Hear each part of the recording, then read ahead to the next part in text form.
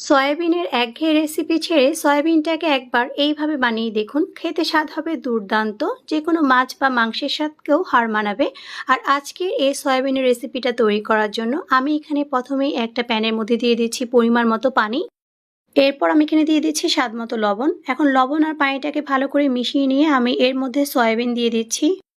সয়াবিনগুলোকে দেওয়ার পর চুলার আঁচটাকে লো টু মিডিয়ামে রেখে আমি এগুলোকে 5 মিনিটের মতো সিদ্ধ করে নিব। 5 মিনিট সিদ্ধ করে নেওয়ার পর এখন আমি সয়াবিনগুলোকে একটা স্ট্রেনারের সাহায্যে পানিটাকে ছেঁকে নিব।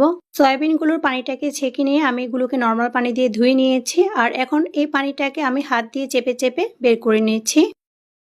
সয়াবিনগুলোর পানিটাকে চেপে বের করে নেওয়ার পর এখন এগুলোকে আমি একটা বাটির মধ্যে নিয়ে নিচ্ছি। এখন আমি সয়াবিনগুলোর মধ্যে দিয়ে দিচ্ছি স্বাদ মতো লবণ, দিচ্ছি আমি এখানে 1 চা চামচ পরিমাণ আদা ও রসুন বাটা, দিয়ে দিচ্ছি আমি এখানে স্বাদ মতো লাল মরিচের গুঁড়া ও এখানে দিচ্ছি গোলমরিচের